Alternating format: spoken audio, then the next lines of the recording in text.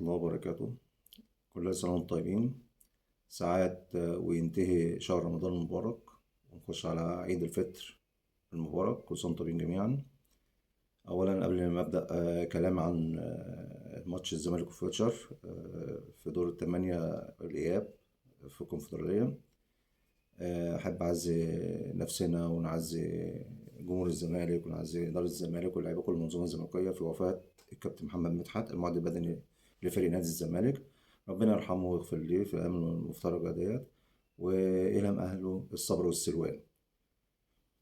الزمالك الحمد لله عدى دخلت العيد اللي هو كان بيحب يعكن عليه في جمهور الزمالك، وقدر يغير القاعدة بتاعته ويفرح جمهوره ويصعد للدور قبل النهائي في البطولة الكونفدرالية، واللي يقابل فريق دريمز الغاني في الدور قبل النهائي إن شاء الله، وربنا يكرمه كده يكملوا لغاية النهائي وياخدوا البطولة في مباراة سيئة جدا من الفرقتين، مباراة تحت المتوسط كمان.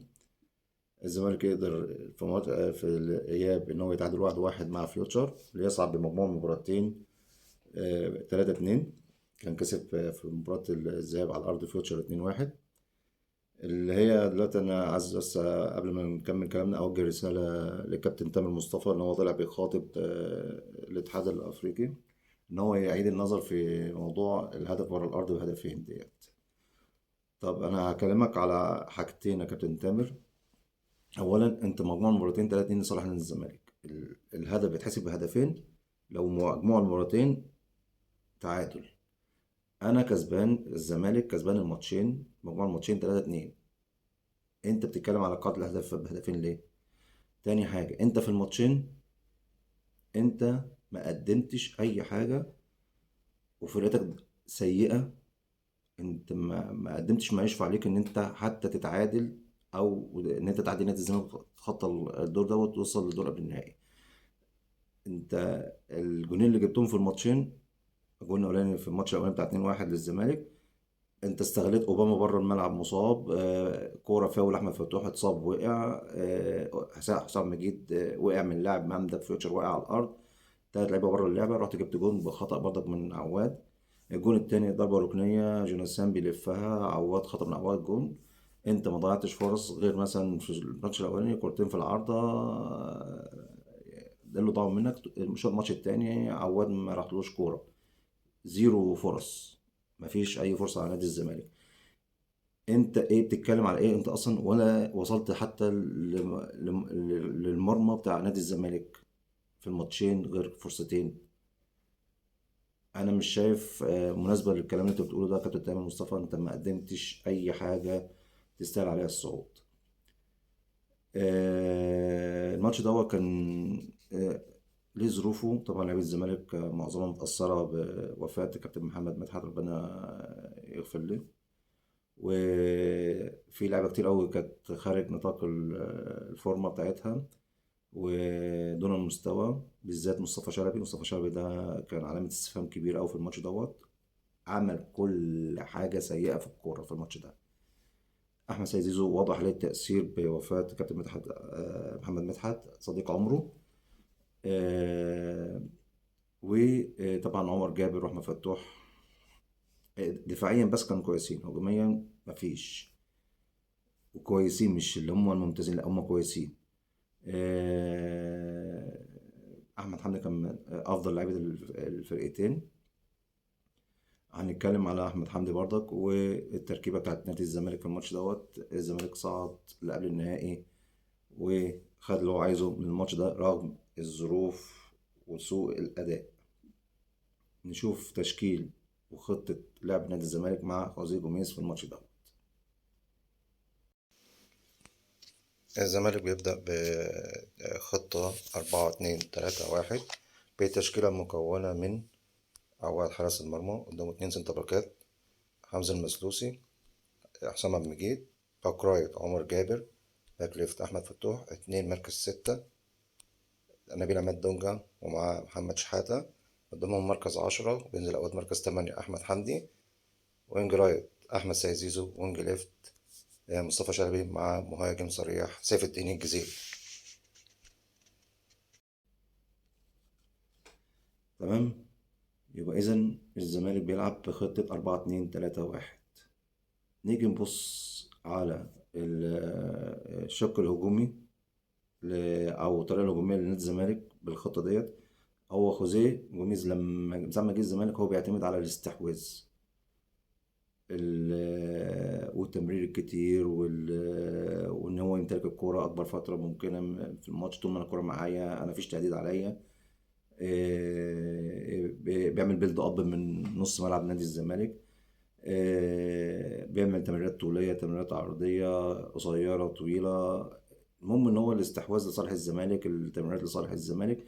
لو بصينا تلاقي في وقت من المباريات في المباراة ان الزمالك الاستحواذ بتاعه عدى 70%. بصينا مع نهاية المباراة هتلاقي الاستحواذ بقى 66% للزمالك و34% للفيوتشر. والتمريرات معدية ال 500 تمريرة للزمالك. الفيوتشر مش عارف 212. هنزل لكم احصاءات التمرير والاستحواذ والفرص يعني كل الاحصائيات اللي في الماتش هتبان عندك. بس هي دلوقتي كل حاجة لصالح نادي الزمالك رغم سوء الأداء لنادي الزمالك. بس قصاد الاستحواذ والعدد التمريرات والبيلد اب اللي بيعملوه للزمالك ده، الزمالك خلق نفسه فرص تهديف. الزمالك في الماتش دوت قصاد اللي هو عامله دوت نسبة الاستحواذ اللي عملها والتمريرات، الفرص اللي قصادها ديت ضعيفة جدا. الزمالك جات له 5 فرص في الماتش دوت، منهم تسديدتين من بره منطقة الجزاء. تسديدة مصطفى شلبي في أول الماتش على العارضة، مصطفى المهاب تسديدة تانية مهاب ياسر عدت جنب القائم الشمال لمحمد حمدي حارس مرمى فيوتشر. وانفرادين مصطفى شلبي اتعامل معاها بطريقة كارثية في الشوط الأولاني، وانفراد لسامسون أكينولا محمد حمدي أنقذها بطريقة كويسة، والهدف اللي جابه أحمد حمدي. إذا إن أنت معدل الاستحواذ والتمرير والبيلد أب اللي بتعمله أنا مش قادر أخلق فرص تهديف صحيح. إيه المشكلة بقى؟ إيه أنا عندي مشكلة في الجزء الأمامي في خط الهجوم بتاع نادي الزمالك. أعتقد إن هي مشكلة أفراد. يعني أنا الراجل ده بيعمل شغل في الملعب، هنبقى أوريكم على تكتيك معين كان بيعملها. بس هي أفراد مش قادرة تنفذ. زائد إن أنت معاك مهاجم مش مهاجم. مش عارف هو مهاجم مش مهاجم. مهاجم مش قادر يستغل اي حاجة او يعمل اي حاجة تدل او تقنع الناس ان هو مهاجم يستحق البيست شوت نادي الزمالك. تعالى اوريكم تركاية بيعملها او اشتغل عليها جوميز في الماتش دوت، ومنها جه الهدف التعادل بتاع نادي الزمالك. الزمالك كان بيلعب على لعبة معينة كده طول الماتش. ان هو كان بيدخل احمد سيد زيزو لقلب الملعب جنب احمد حمدي او مصطفى شلبي، بيخش مع احمد حمدي. في الوقت ده احمد حمدي بينزل، هو بيفضي المساحه دي لهم هما الاتنين، فدولت بيطلعوا معاه، دول ضاغطين فوق. تمام. وبيتلعب كورة بينية بين خط وسط، بين الخطوط كده بتاعت وسط الفيوتشر. بيدرب دي كلها بتروح لأحمد سيد زيزو أو مصطفى شلبي. طبعا هو لسوء حالتهم هما الاتنين اليوم دوت كانوا مش دون المستوى. بالذات مصطفى شلبي كان ضايع خالص. احمد زي زيزو كان متأثر بوفاة يعتبر صديق عمره او محمد مدحت المعد البدني.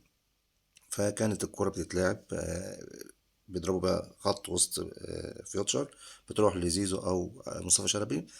المرة الوحيدة اللي اتطبقت صح الجون اللي جه عن طريق احمد حمدي، لما اتلعبت بين دونج ومحمد شحاتة واحمد حمدي لغاية ما نزل مهاب ياسر لعبها لأحمد حمدي. حمدي كان جه يلعبها لسامسون، ردت له تاني حطها جون. إذا هو كان بيعتمد على دخول زيزو وشلبي أو بعديهم مهاب ياسر لما نزل لقلب الملعب كصناع ألعاب. وبرضه كان بياخدوا معاهم الباكات كده. هو المفروض إن هو كان بيفضي مساحة للباكين بتاعتنا، الجناحين بتوعنا، سواء عمر جابر أو فتوح. طبعا الاتنين برضك كانوا اليوم دوت دون المستوى. ان هو يعملوا انطلاقات ويعملوا زيادات ويعملوا كروسات. دي اللعبة اتلعب عليها كتير قوي وضرب بيها كتير خط نص فيوتشر، ومنها جه جون التعادل بتاع الزمالك. غير كده هي احنا ما استفدناش منها كتير. طبعا قلت عشان سوء حالة زيزو ومصطفى شلبي مع توهان سيف الدين الجزيري، وتواضع مستوى فتوح وعمر جابر في المباراة ديت. تمام. يبقى اذا هو لعب الكرة دي كتير، ان هو يدخل زيزو ومصطفى شلبي كصناع العاب، بينزل احمد حمدي لقلب نص الملعب بين الاتنين ستة، دونجا وشحاتة، ويبدأ إن هما الاتنين يفضوا مساحات للظاهرين الجنب بتوعنا اللي هما كانوا في أسوأ حالاتهم برضك هجوميا. هما دفاعيا كانوا كويسين، ما ولا كروسات ولا كور بينية، ولا زيزو استغل ولا إن هو يشوط، ولا مصطفى شلبي استغل إن هو يشوط، أو يلعبوا كور بينية، أو يلعبوا أو يطلعوا ظهرين جنبين اللي طالعين طايرين. إذا سوء حالة لعيبة الزمالك حال دون تنفيذ الفكر اللي كان عايزه جوميز، إلا في كورة الهدف اللي هي كانت مشتركة بين أحمد حمدي ومحمد شحاتة ومهاب ياسر. لما سند الكورة أحمد حمدي إن هو عايز يلعبها لسامسون، ردت له تاني خدمته ان هو سند وحطها جول. اذا هي فكره كانت بتتعمل، ما اتنفذتش كافراد، مش كمدير فني. مدير فني عمل اللي عليه، بس الافراد اللي في الملعب هي اللي مش قادره تنفذ الفكره دي. لما اتنفذت مره صح صح جبنا جول. لو اتنفذت كذا مره او اتعملت صح كذا مره بافراد وهم مستغلين الدنيا دي كده، كان زمان ممكن يجيب اجوان كتير. تمام. الشق الدفاعي بقى لنادي الزمالك. نادي الزمالك كان استغنى في الماتش دوت عن الضغط العالي من منطقة جزاء الخصم، أو الضغط العكسي. هو ساب نص ملعب فيوتشر لغاية دايرة السنتر من نص ملعب فيوتشر، بيعمل ضغط متوسط، قافل المساحات على فيوتشر من أول دايرة سنتر في نص ملعب فيوتشر. إن هو ضاغط يعتبر يعني في تلتين الملعب، واخد تلتين الملعب ضاغط من عندهم، مش مدي مساحات للفيوتشر من أول تلتين الملعب، بداية المساحات عليهم، اعمل ضغط متوسط. ما بي... مش ضغط بقى منخفض او ضغط او هو ضغط متاخر عند منطقه جزاء، لا هو من نص الملعب، قافل المساحات، قافل الجناب على انطلاقات جوناثان بالذات عشان خطورته. وطبعا كابتن مصطفى رامي احمد عاطف، كان الماتش دوت حطها على احمد فتوح، بعد كده غير الشوط التاني خلاها على عمر جابر. هو دي ساعدت الزمالك كتير. احمد عاطف هو من العمق بينطلق من العمق حلو، لما من الاطراف ان هو يجي من الطرف للعمق الملعب بسرعته، دي مش كويسه عند احمد عاطف. كابتن مصطفى طبعا خدمنا فيها ان احمد عاطف خلاها على الاوناج ان هو يخش قلب الملعب، فدي ساعد الزمالك كتير. زائد ان هو وقف خطورة جوناثان وانطلاقاته. زائد بقى انا هتكلم على نقطة بقى التركيبة بتاعت الاتنين مركز ستة، دونجا ومحمد شحاتة. الاتنين دولت كانوا هايلين جدا ان هم بيفسدوا الهجمات، خط الدفاع الاول بتاع نادي الزمالك، ان هم كانوا قافلين نص الملعب صح. عمق الملعب كان مقفول، فيوتشر مش قادر يطلع من عمق الملعب، وكان بيسندوا مع الاوناج، سواء مع مصطفى شلبي او زيزو، او بيساعدوا الظاهرين الجنب بتوعنا فتوح او عمر جابر، ان هم مالين مساحه بتاعت نص ملعب نادي الزمالك، في ان هم قافلين حائط الصد الاولاني لنادي الزمالك. فخفف الحمل شويه على خط دفاع نادي الزمالك، حسام مجيد والمسلوسي، فقلل الاخطاء بتاع خط دفاع نادي الزمالك. تركيبه الاتنين دونجا وشحاته تركيبه هايله، قللت الضغط والأخطاء على خط دفاع نادي الزمالك. والماتش دوت حسام مجيد من أفضل الماتشات اللي عملها في الفترة الأخيرة. طبعا مصلوسي متألق كالعادة، لدرجة إن عواد ما شالش ولا كورة. هجمات فيوتشر صفر في الماتش دوت، مفيش هجمة عملها فيوتشر، ما وصلش لعواد في الماتش ده. الكورنر الوحيد اترفع، دي كارثة دفاعية بين عواد وخط الدفاع. أنا كراجل كورنر مرفوع عليا وفي ثلاثة مهاجمين مع حارس المرمى بتاعي، فين الدفاع؟ عواد ما اتكلمش ليه مع الدفاع انه يجي ياخدوا اللعيبه دي يطلعوها بره، ما يشغلوش تفكيره او نظره في الكره وهي بتترفع. طبعا جوناثان من افضل اللعيبه اللي بترفع كرات ثابته، سواء كورنر او فاولات حوالين منطقه جزاء الخصم. عواد استسلم للثلاث مهاجمين. طبعا المهاجمين طلعوا حجزوا رؤية عواد او شغلوا تفكيره طبعا. يعني لو جت لو شفت لو عدت الفيديو تاني، كتير من لعيبه دفاع نادي الزمالك واقفين لوحدهم وسايبين التلاته دول مع عواد. يعني غريبه، يعني روح زق فيهم، طلعهم بره، زقهم بره، يعني خلوا عواد دي حمايه بتاعته. عملنا خطأ المفروض نتعلم منه. كورة ما تتعملش في فريق صغير بحجم يعني الزمالك فريق كبير. ما ينفعش الكورة تعمل فيه كورنر زي دوت ويخش فيا بسذاجة زي الجون ده. الجون ده كان ممكن يكهرب الماتش اكتر من كده لو دخل جون تاني لفيوتشر. طبعا فيوتشر في الماتش، بس طبعا فيوتشر هو كابتن مصطفى كان واقف بعد الجون حتى برضه مش قادر يفتح مساحات قدام نادي الزمالك، خايف من انطلاقات نادي الزمالك. فهو مستني ان انت برضه تغلط تاني، هو بيعتمد على غلطات نادي الزمالك. الحمد لله ما كانش فيه غلطات تانية في نادي الزمالك في اليوم دوت، والزمالك قدر يعود ويتعادل. انا هتكلم عن كام ملاحظة كده في الماتش دوت بالتحديد. طبعا اول حاجة الاهداف اخطاء فرديه الماتش الاولاني. بس الماتش الاولاني ده يعني معلش يعني كان فيها حتى من التحكيم على ان انت في لاعب ناقص عندك بره ولاعب تاني اتضرب وبقى ناقص، بقى عندك اتنين لعيبه زائد اللعيب اللي وقع حسام مجيد في الماتش ده. الجون التاني ده انا حكيت عليه ان هو كارثه دفاعيه وخطأ من عواد، لازم يعيدوا نفسهم او يعيدوا النظر فيه في المستوى اللي هم وصلوه، او عواد لازم يقعد مع نفسه قعده كده يفوق نفسه تاني. تاني حاجة أنا هتكلم على أحمد حمدي. طبعا أحمد حمدي ده من أفضل الماتشات اللي لعبها. أحمد حمدي أفضل ماتشاته في إيه بقى؟ إن هو كان اللعيب اللي يقدر ينزل يربط بين الخط الدفاعي الخلفي للزمالك والخط الأمامي الهجومي لنادي الزمالك. اللعيب اللي كان يعرف يعمل عملية ربط. الراجل ده بيعرف يستلم بين الخطوط ويسلم بين الخطوط، يعمل دريبلينج، يعمل فينتات، يعرف يعدي، يعرف يغير اتجاه جسمه، يعرف يروح لنص ملعب فيوتشر. بس هو الماتش ده كان هو بيلعب 10 وكان بينزل 8 أوقات. هتلاقي معدل صناعة الفرص ليه أو مثلا كروسات أو العرضيات أو كور بينية أو سروهات صفر. طب أنا ما كان مركز 10، أنا هايل أوي في الاستلام والتسليم والفنتات وأروح وأبدأ أربط بين الخط الدفاعي والخط الهجومي، بس أنا مفيش صناعة فرص. انا في صعب. او ممكن تكون مشكله افراد مثلا عندي الوينجات اليومين دولت ما كانش فايقين، المهاجم مش موجود. بس انا برضك ما حسيتش ان انت رميت كوره او لعبت كوره وصلت بقى او عملت اللي عليك ان انت وصلت الاوناج، وصلت المهاجم بتاعك كوره بينيه اي حاجه. احمد حمدي عنده مشكله في صناعه الفرص.